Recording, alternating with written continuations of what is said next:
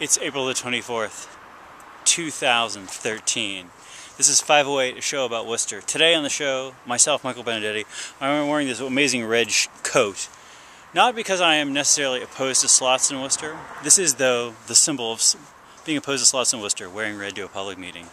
It's happened twice this week. It's happening actually as we're doing this show. So anything we say about the slot machine stuff on this show could become outdated very quickly.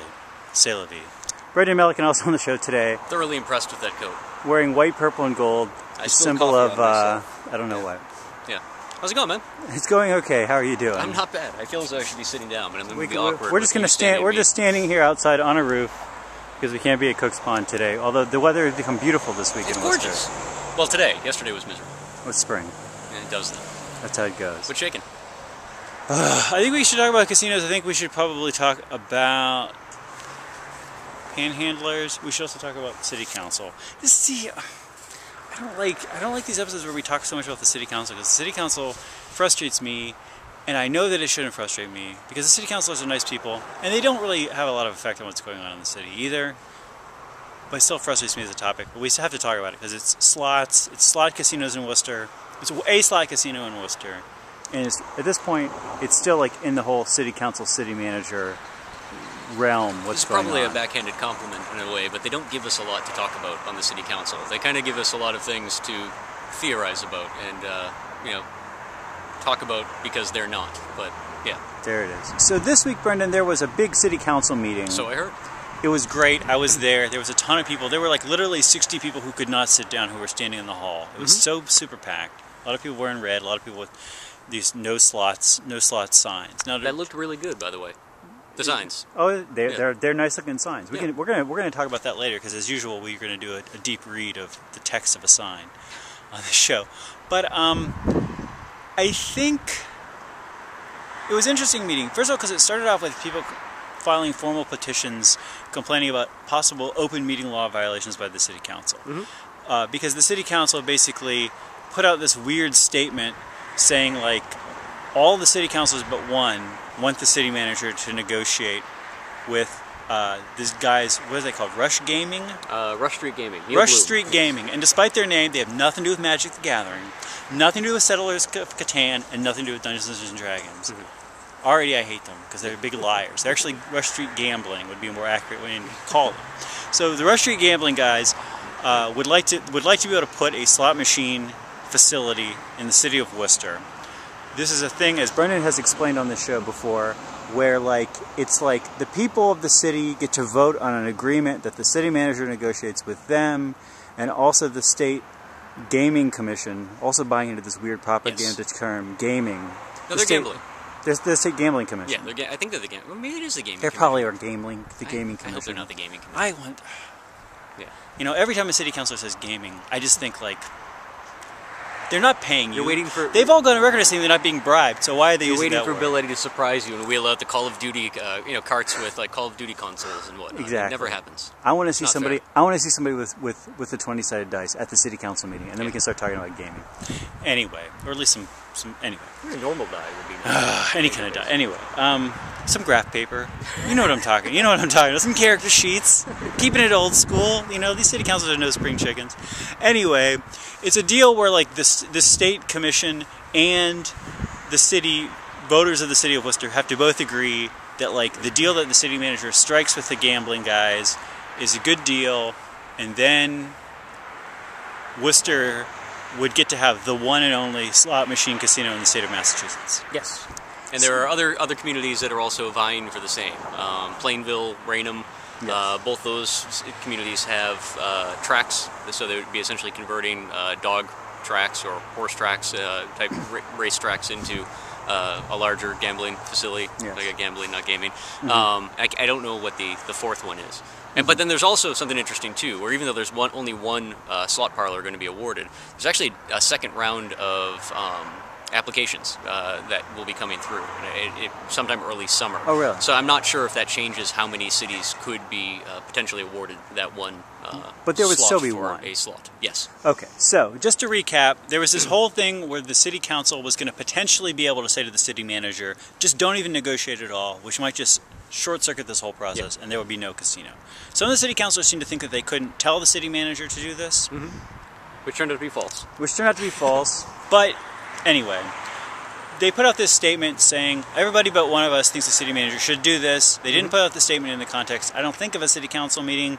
So it was not clear if putting out this statement was like some sort of illegal backroom collusion kind of deal that we call open meeting law violation.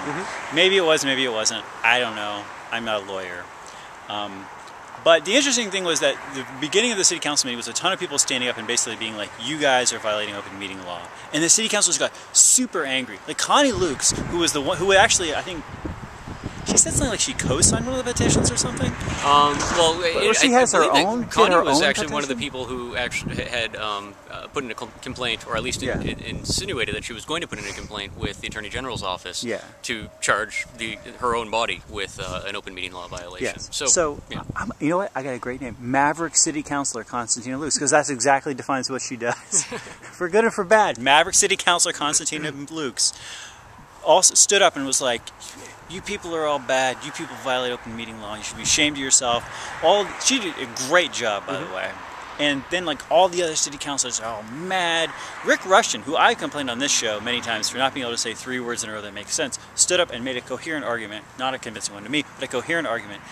I'll tell you what convinced me. The mayor stood up. He said that they may have gotten close to crossing the line. I didn't see the telegram today. I hope that there was a headline which said, Worcester Mayor, Council, quote, may have gotten close to crossing the line, unquote, of violating meeting regulations. Yeah. But they probably didn't quote that. Anyway, I didn't see that. His weaseliness made me think, maybe they actually know that they violated this. But then George Russell stood up and he was like, we didn't do anything wrong. There was a lot of like inspired oratory from the city council. Starts off with all the city councilors super frustrated at being called a bunch of crooks. Which is a great way to start a public meeting. Great way to start a public meeting. Get the target audience really angry at you. Then you got a couple of other little things going on in there. Then there was actually a proclamation about the Armenian genocide. There were a lot of other things going on at the early part of the city council meeting. But I think that this thing got people's blood boiling.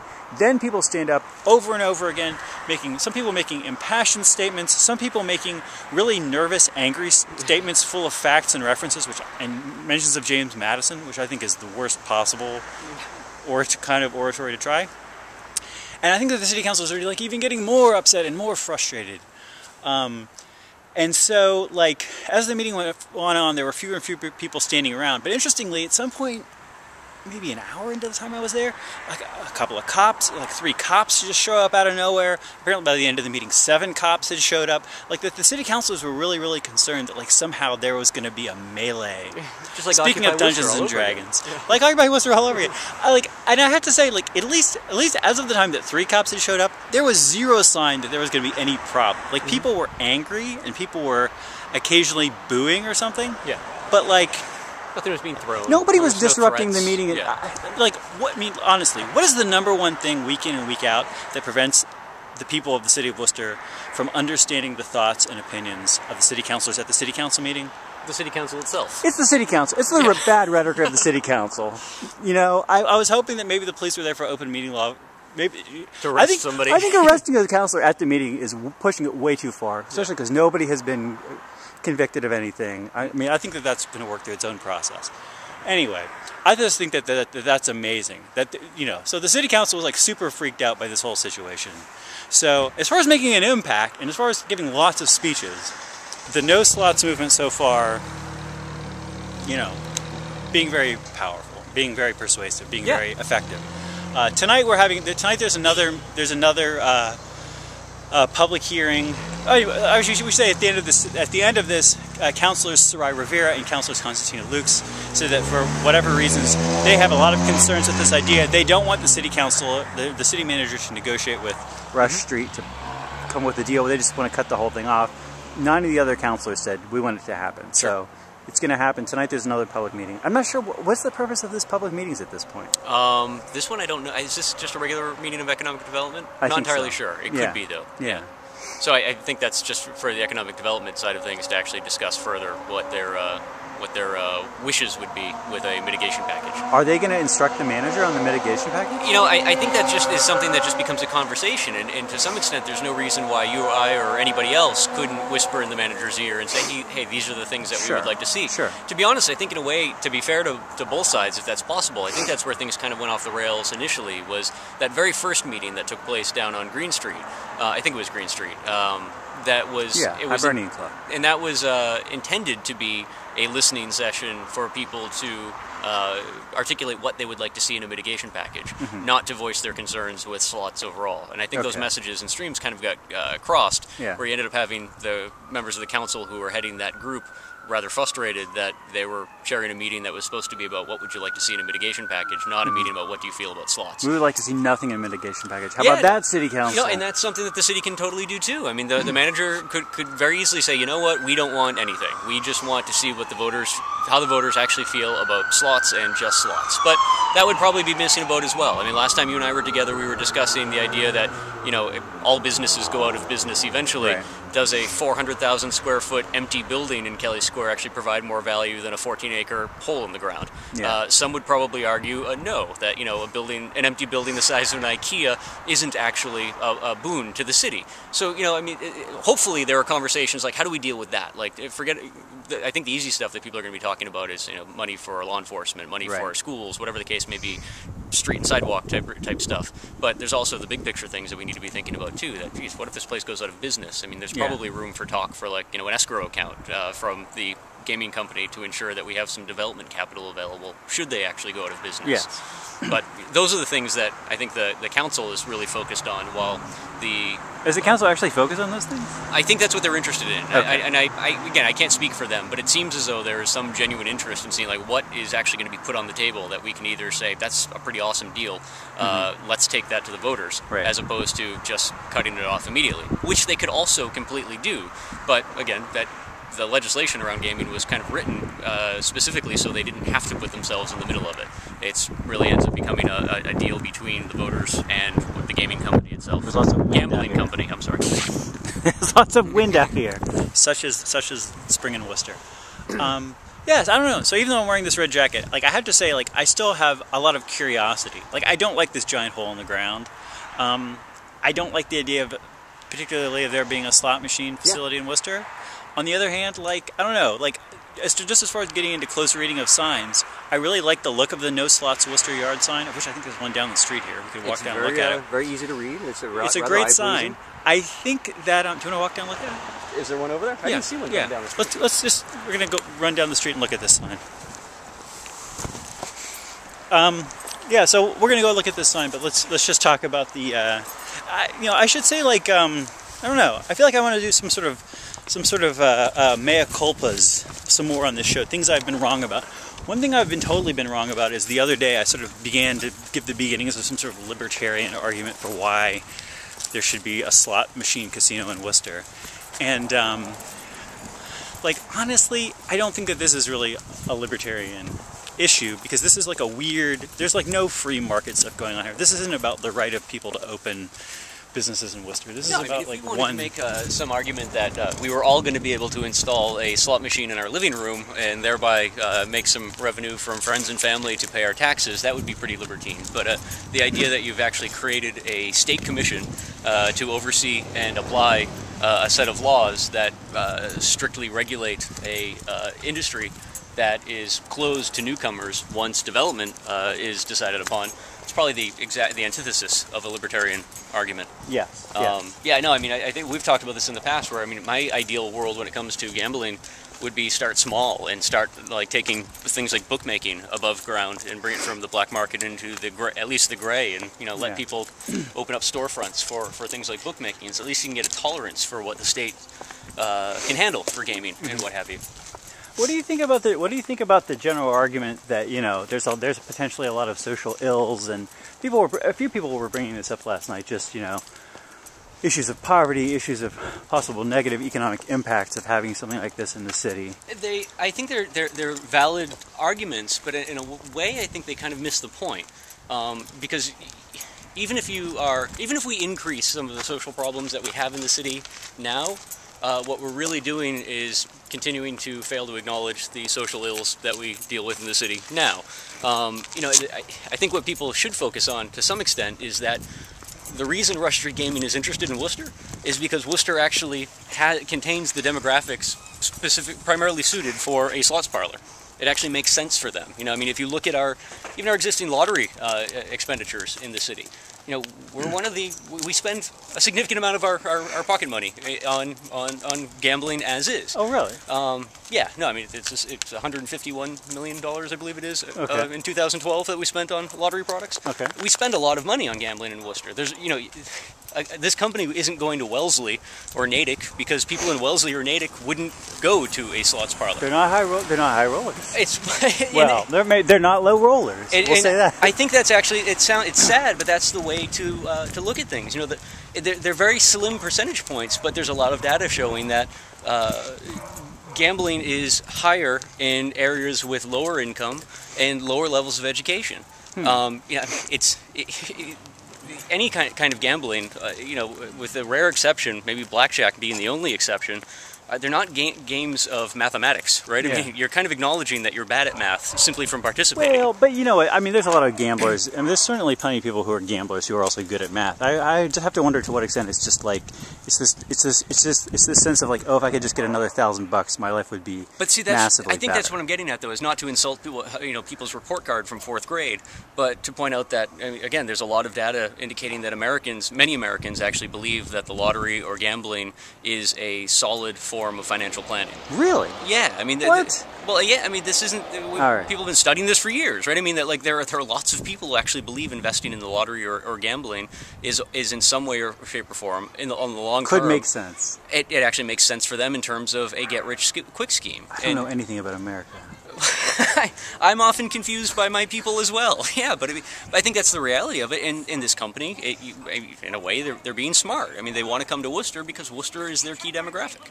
People are you don't play slots because you are going to win a lot of money. You play slots because you're lured into the idea of winning a lot of money, and you don't actually win a lot of money. I want to look at this sign. Go to the sign. Isn't this a great-looking sign? Somebody There's a lot of white space. I think that vote could have been bigger. Is this that, whatever that is, Gotham or something, that Obama sign? Could be, yeah. That Obama font? Familiar. Anyway, I just want to do, just for a moment, getting away from the ethical issues and economic development issues of slots, we're just going to do our like classic nitpicking wiener type behavior on here for a moment and talk about this. I really think it's great. I love the red stripe. Like, this is a sign. We complained in the past about people have these yard signs for politicians that you can't tell what they are a block away. I mean, it's got a red stripe, you know what it is. That's how this sign is set up. You don't even got to be able to read it to know this is an anti-slots person. I don't like the Worcester deserves better slogan because I feel like, you know, like, I don't know, that's just such a weird sentiment. And I honestly think that Worcester does not deserve better. I don't think we deserve I think we absolutely deserve a slot casino in Worcester, but I think the great thing is that we have the choice. We have the choice to choose better in this case. If you're against, I mean, you know what I'm saying? Like, we have an option in this case. What is the saying about you get precisely the government you deserve sort of ideal? That, I mean, yeah, it's not that we deserve any better, it's that we should probably work harder to get better. I don't think Worcester wants what Worcester deserves, honestly. Or I don't want Worcester to get what Worcester deserves. I want Worcester to keep on being a nice place. You know, I know a number of people who are former lifetime residents of Worcester who firmly believe that Worcester deserves is for a giant radioactive monster to come into town and stomp the entire city flat so it can be rebuilt from scratch. So yeah, no, I mean, depending on who you ask, what Worcester deserves can be all over the map. And we might not actually want to travel that road. Anyway, I just want something like, you know, up with hope, down with slots or something on there. I want something fairly basic that doesn't raise these questions in me every time I see it. But that's just me being a nitpicking weirdo. Or just say no. Just... Nancy Reagan. She knew what she was doing. Yeah. No, I think the lady was smart. She wore red also, like the sign. But this is one of those issues too, though, that I'm often confused by the folks who say they don't really have a position on it, or they want to hear what what Rush Street has to offer. Well, I'm one of these. I'm saying I'm one of these people. So ask me what you want to ask. Well, no. So I agree. I'm actually interested in seeing what comes out onto the table, but I find it odd, like the idea that someone could be agnostic on gaming as a whole or gambling as a whole. I'm sorry to keep doing that. Yes. It just seems like one of those things that has been in society, a part of culture in general for so long, that either you know, that you just have to know how you feel about it. It just seems like it's one of those long lists of things that there's not a lot of room for gray area. You would have figured out at some point in your life what you thought about gambling as a social thing. That's what I mean, and it just and from there, I think then the obvious direction to go is, do I want this in my community? And I think it's perfectly fair to say that you know, I can not actually have a problem with gambling as an institution, but I still don't want it in my community. And I don't know if that's, I mean, that's an obvious NIMBY argument, but I also think it's a fair one to make too. I mean, if you get rid of all the NIMBY arguments, you'll get rid of half of the arguments in America. Then Worcester would truly get what it deserves. Yeah, no, so I mean, I think that's where I'm most confused by some of the participants in the larger conversation, is the folks who are saying, let's just wait to see what they have to say, and that's when I'll make up my mind. It's like, well, no, you really can't be on the fence about gambling as an issue, and the perks themselves can never really outweigh the end result. Like, because the perks have a limited amount of time, and the gambling could potentially be happening for a long time. And they have a limited impact on individuals as a whole, which I think is also the interesting part. Right. It's not like you or I are going to see any direct benefit from a slot parlor one way or the other. Sure. We might actually stumble in there drunk some night, throw in a nickel, and actually win $500. So maybe we might see some random return in that regard. But no one's going to cut us a check individually. And so that's why I just think it's odd where, you know, someone could think to themselves, well, some streetscape or a school or whatever the case may be, a new public safety class, that's going to be the thing that actually makes me a fan of gambling. It's like, well, no, either you're a gambler or you're not, or you want a gambling facility in your community or you don't. So yeah, I'm not really sure what to make of the fence sitters, if you will. I don't know. Anyway, I guess we'll find out more about that. I actually don't want to talk about panhandling because, brother, I'm tired of talking about this from this angle. Let's talk about. I want to talk about the city council a little bit more, though. Can I ask you one quick question about panhandling? Go what for happened it. to spare change in Worcester? Because I work in Boston, and I'm amazed at how many people are selling spare change. It's not going on anymore. We probably should. We had Bob Flanagan on here. It was a project he was working on, and I think it just didn't really work out very well. Bob is now apparently like the outreach worker to panhandlers in Worcester. Okay. I don't know that Bob would ever be allowed to talk about this on the show. I would love to talk to him about this on the show. I haven't seen him. Next time I see Bob wandering around town, I'm totally going to ask him about that. I know nothing about the impact that Boston is seeing, positive or negative, from having spare change being a component of panhandling in the city. But it seems as though it's become more noticeable in the city, and in a way that I think in some regards is viewed as less threatening by many people. You know, you get a guy yelling spare change next to a woman selling the Herald. You know, they're just two people selling newspapers, and I don't think people read too deeply into what the rationale for selling the newspaper actually is.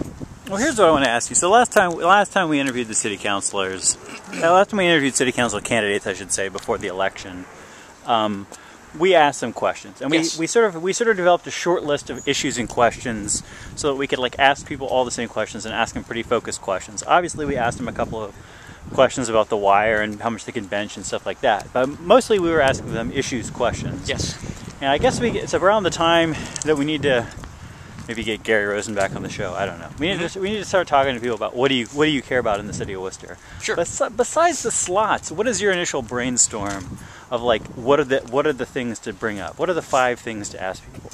There's a couple things that I think that are kind of cooking in the city that are a little bit off the radar. There's a lot going on that we shouldn't go into detail because there really isn't details to go into, but regarding schools in the city in terms of rehabilitation or construction. Okay.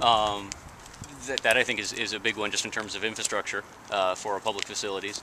And then, you know, it's one of those things that, I mean, everyone just says, well, I'm in favor of it, but I think we really need to figure out a bigger sort of jobs creation angle in the city. You know, I mean, Worcester has historically been, even in good economies, we've still had a higher than average unemployment rate than the rest of the Commonwealth. So even if the Commonwealth can consider itself to be fully recovered in an economic perspective, Worcester is still a little bit behind the curve, and there's going to be a way to fix that internally. Okay. You start looking at what communities like closer to Boston are doing. It's a little bit more entrepreneurial in terms of drawing in younger folks with new ideas, as opposed to just targeting larger businesses that have a larger payday in terms of tax revenue. That really seems to have a massive impact, not just on the overall healthiness of the economic climate in those communities, but also just the general sense of culture in the communities as well too. And I don't think that's something that's been discussed enough with elected officials. Is who are we actually targeting when it comes to job creation or employment in the city, and are we doing enough to foster a more entrepreneurial sense of job creation? What else am I missing? Jobs. I don't know. And I mean, jobs is easy, right? Everyone wants jobs. I mean, that's just a natural byproduct of American society. I mean, and it makes sense. But coming out of a relatively depressed economy, slowly at that, it seems like that's the perfect opportunity to be thinking outside the box a bit, where things have already been shaken up for us unnaturally. So why not figure out the best way to reinvent ourselves from that perspective? I sort of want to ask a question about the role of the city council. Like, this is something I think that my thinking on has gotten even more firm since the last time we talked to candidates. It's just this sense that, like, the city council has this weird thing going on in regards to, like, the getting things done in Worcester. They work through the city manager mostly. They sort of sporadically get the opportunity to pass restrictions on things like pocket knives. And hot dogs. And like, they just have like a weird connection to anything. And I'm just interested to hear people's thoughts on that. I don't know the best way to phrase that and how to put that in a sense of like... I think the easy question is just asking people what they feel about the planning form of government. I mean, we're deep enough into this where people should, like gambling, people should have an opinion on it. Have we actually improved as a community via the planning structure, or is it time to actually start thinking, maybe we should go back to a strong mayor system of government, and not even to necessarily point fingers at better or worse managers or management styles or what have you, but just the form of government in terms of the pace of change within the city. I think I would like to maybe ask them a question, like rather than asking about charter change, which is what it would take to get, to have a city that was not run by a hired executive but run by an elected executive, and which is a whole other kettle of fish that we've talked about on the show many times. To just ask them a question like, I don't know. I'm trying to think of like I almost feel like some sort of high school newspaper kid asking these questions like, how would you get things done as a city councilor? Or like, what do you think about the challenges of affecting change in a planning form? Maybe that's the way. What do you think about the challenges of affecting change in the planning form of government? Yeah, no, I mean, that seems like a fair way to start the conversation because, when you walk do over this way, it's quieter. Whenever you get into, you said quieter when a dump truck comes down the street. I mean, whenever you do go down that road, you're ultimately going to enter into a conversation about charter change. Hold on, let's just look at the dump truck for a second.